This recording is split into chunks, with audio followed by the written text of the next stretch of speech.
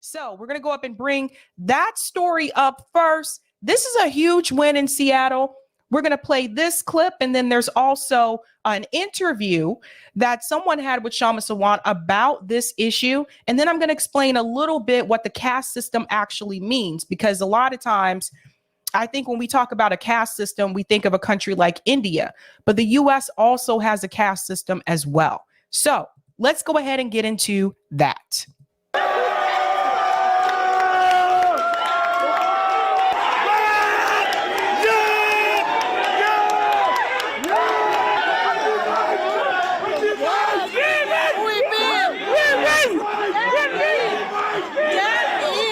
That we for last like 30 to 40 years we have tried to educate Western countries about our plight. We have knocked the doors of United Nations. We have knocked the doors of each and every human rights organization. History was written when we were there. We were here. We were here. We were here. Which is why we think this is very historical. The law allows us to now speak, talk about things that are wrong. Without that, there's a fear of retaliation, and people do not want to talk about it. So which is why we consider this as a really big moment, because nowhere around the world such an ordinance has been passed outside of India. Fantastic! No, this is... In compliance with the RCW for weights and measurements, there is... And I remember people from my community calling me slurs like crossbreed. They called me slurs like, you are a dirty blood. So when this ordinance passed today, I went close down to my childhood. Like, I heard all these things being like a 3-year-old or a 4-year-old. I have those memories in my heart. Of the city. Any offensive language that is disruptive to these proceedings. We also partner with Netflix and Alaska Airlines to support South Asian filmmakers here. Yes. Councilmember Mosqueda. Aye. Councilmember Nelson. Aye. Will the clerk please read item 1 into the record? The report of the City Council, agenda item 1, clerk file. I feel that like Seattle is the first city in all over US banning caste-based discrimination. I feel I'm lucky to be in this place. So yes, this effort was led by Kshama Sawant. Obviously, this issue was one that was personal to her. Now, she had an interview. For those of you who are just joining, Seattle has just become the first city in the United States to ban caste discrimination.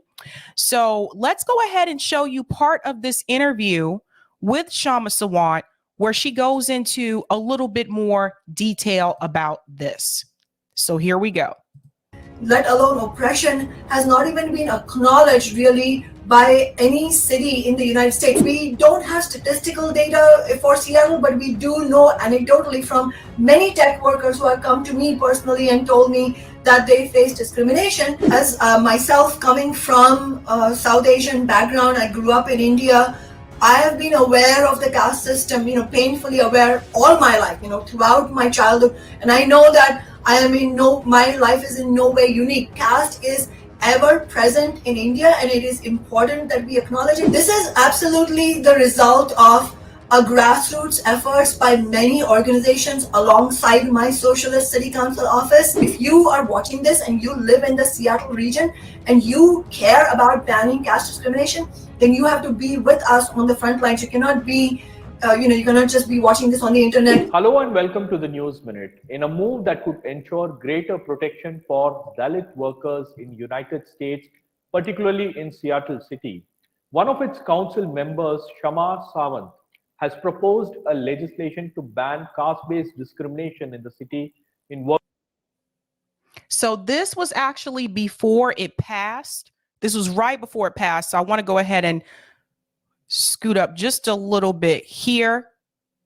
That's why I really appreciate you covering this story, because we need support not only from all across America, but all across India as well, in order to make sure that we put pressure on the city council to vote yes on this. And as far as your question about is it rampant, actually, that's part of the problem, that caste as a source of discrimination, let alone oppression, has not even been acknowledged really by any city in the United States. So if we are able to win this, actually, this will be historic, not only because this will be the first time in Seattle that caste will be legally recognized as a source of discrimination.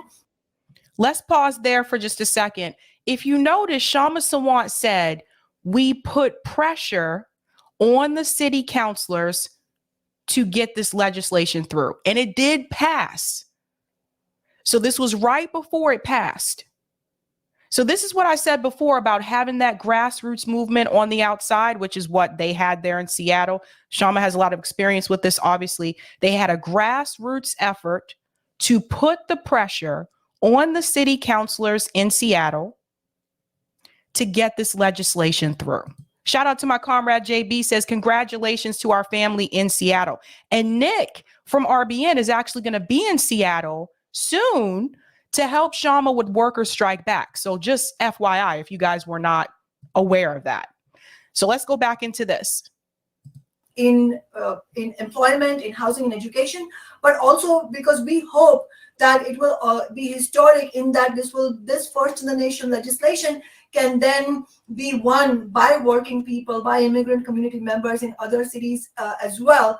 And we don't have statistical data for Seattle, but we do know anecdotally from many tech workers who have come to me personally and told me that they face discrimination. And in addition to that, we also know from other cases. For example, in the August of 2022, which is last year, the California Department of Fair Employment and Housing won an appeals court ruling to proceed with a lawsuit that alleges that a Dalit engineer at Cisco Systems, which is, as many of your viewers know, is a multi-billion-dollar tech conglomerate, was actively targeted. So this Dalit engineer was actively targeted by his dominant caste managers.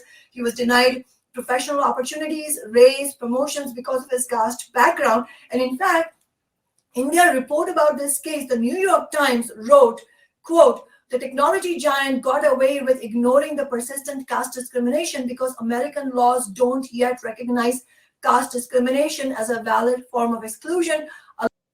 Okay, that answers your question there. Someone just put it in the chat. I just lost it. Someone said, wouldn't this be illegal? Where did it go? I'm so sorry. I just lost it. But someone had put it in the chat just a second ago. Would it be illegal technically in the US because of the Constitution? I don't know why. Oh, here it is. Dr. Cat. Wouldn't any kind of caste system be illegal under the US Constitution? Well, that's the thing. She just explained that technically we actually didn't have any law against that. So allowing companies to operate in willful ignorance of the terrifying realities of caste. So this is exactly why my office has put forward this ordinance, because it's not even acknowledged. So this is the first step in order to ban caste discrimination. But in addition to that, we will also need to fight for enforcement. And I heard your speech. In your speech, you have said that caste discrimination goes unreported and it's often hidden. Can you elaborate on that? This piece is important. Yes, part of the reason it's hidden is because it's not something that affects the wider population of working people. It is something that specifically people of South Asian origin or other immigrant origin are affected by. But as we have said repeatedly, and as I've said as a socialist, that we cannot address caste oppression unless working people as a whole unite to fight against it, because racism, sexism, caste oppression, other kinds of oppression really are, they stem from class society as a whole, from thousands of years, of course, we know in India, but right now, the global system of capitalism benefits from dividing ordinary people into these kinds of groups, across gender, race, or caste. And that's why we want to bring this out in the open. And part of the reason it's not known, as I said, is because not very many American working people know about it. And we know from South Asian American workers here that it is happening, and it's not for nothing that, as I mentioned, the Cisco case happened, but also something very important has happened in the last year or so, which is the California State University system, which is the largest four-year public university system in the United States, has recently banned caste discrimination in addition to a couple of other universities. Now, this is very important because when we talk about Cal State, this is a university system of 23 different campuses across California State. So it's really important that the campaign there by rank and file students and by supported by the faculty there has won this, because it is by winning this, they have put the question of caste discrimination out in the forefront in the first place. Okay, now let's talk about what caste discrimination looks like. I have a video here. I'm not going to play the entire video, obviously, but this guy really breaks it down. Let me scoot past. Here we go. A caste system in America. And subscribe to get the latest alert as it relates to my content when it's posted. I became aware of the caste system based on my grandfather being born in India. As I grew up, I often wondered why Indians would at times ask me my name and make that connections to my ancestors. Really, I found out by doing 23andMe and the DNA breakdown, and also Ancestry, that I can confirm that the caste system is solely based on human classification. See, this is what I was talking about before when we've showed that chart on this show where it breaks down like, the economic system in the United States. This is a different one, but it's similar in the sense that, like, let me go back so we can look at it a little bit better. This is what he's referring to. And please help bear with me if I mispronounce. Just bear with me, please. So you have the top of the pyramid, you have the bottom of the pyramid. So Sudra at the bottom, commoners, peasants, servants. You have Vaishya next, which is merchants and landowners. You have Kshatriya, which are warriors and kings. And then you have Raman, which are priests and academics up at the top. So let's go on. I can confirm that the caste system is solely based on human classification. I became more aware of the caste system on my arrival in England when my interactions with Indian immigrants began. It was clear to me that those who I made connections with looked at my connections to Jamaica and somewhat delimited me from being able to intermingle within their frame. That means, so they looking at his background. They looked at his background and that determined basically how far he could go professionally. This is really sad if you think about it, but this does happen. I'm unaware of the meaning of my name. Many Indians are aware that my name highlights the social status of my ancestors. One thing is for sure, I have no intentions of changing my name to reflect Western naming conventions or traditions. And some people have. So for people wondering, well, how can they tell? How do they know what background you're coming from? So one of the hints that he just gave you is the surname. The surname is how they know. Now, he very boldly said, like, he has no intentions of changing his name. Some people have. There have been people I've met here in the US that did change their name because they didn't want to have that connection. And that's not just people that have come from India, but different countries as well. Which brings me to the reality that many Indians in United Kingdom had changed their names to ensure they would not be singled out during the application process or be identified as someone connected to a low caste. It also became clear to me that social stratification and classification were important within the English system. For example, while I was teaching in England, if an adult came to my class while I was teaching, they would always go to the white teaching assistant for matters that would require me, the classroom teacher, to address. I watched for 4 years the same event taking place over and over again. To explain this solely based on race would be inadequate. The system of stratification based on color was again highlighted when I traveled and had to stop over in Denmark on my way back to United Kingdom from New York. During the stopover, I was greeted by 4 armed officers who demanded to have my travel documents. See, color is a factor too. And I'm glad he mentioned this because obviously, if you know, not everyone from India has the same skin tone, right? Like there are people from India that are lighter skin, more fair skin, and there are people from India that have a darker complexion, like he does. So he's pointing this out as well. Of course, you all know if you have a stopover in Europe on a connecting flight, you would be placed in a secure location.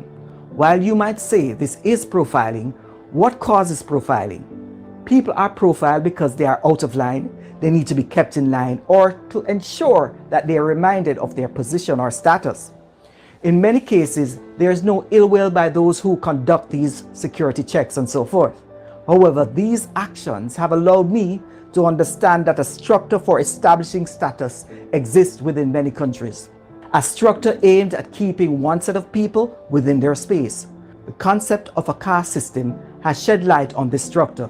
The critical question is there a caste system in the United States? So what is a caste system, you may ask? In summary, a caste system is a form of social stratification that is based on occupation, purity, historical roots, and of course, race. Caste is used to describe stratified societies based on hereditary groups.